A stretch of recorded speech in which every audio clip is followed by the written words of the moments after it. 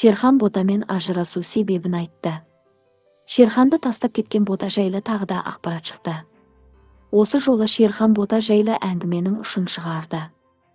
Шерхан әлеуметтік желідегі ресми парақшасында Бота жайлы стористер мен пост жариялады.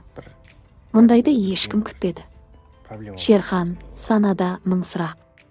Әр нәрсенің өз қайыры болар. Ал қайырлы кеш болсын. Біраздан бері сторисқа шықпай өз-өзімізді жоғалтып кеткендей болдық қой. Айып етпеңіздер, енді біраз шешілмеген мәселелер болып, бір кәдімгі үлкен бір проблема болды деп айтсам да болады ғой енді. Бұйырса Аллаға салдық. Бұйырса көреміз. Жаңалықтар болып жатса әрине айтам. Уайымдамаңыздар деп жазды Шерхан. Сонымен қатар, Шерхан әлеуметтік желіде көзіне жас алып тұрған пост жариялады. Желі қолданушылары Ақбота жайлы жарыса жазды. Проблемаларыңмен жоғалыңдаршы. Көріп біліп алдың ғой ол адам болмайтынын. Енді мыңқылдап кімге не деп тұрсың?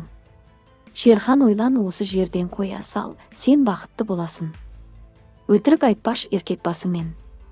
Неге сонша хайп қуып кетесіңдер, шынымен ажырасып кетпеңдер түбі. Осындаймен ойнайма адам деген.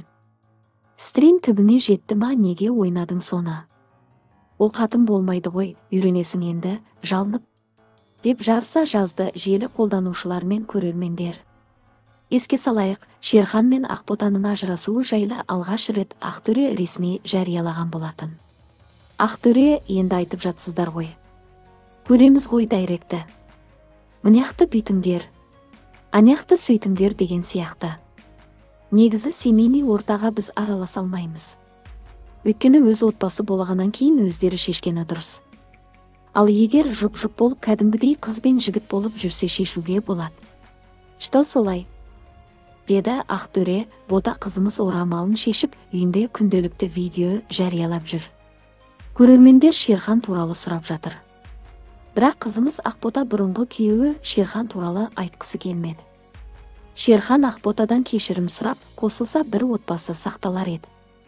Қазіргі уақытта Ақботаның жүкті екенін еске саламыз.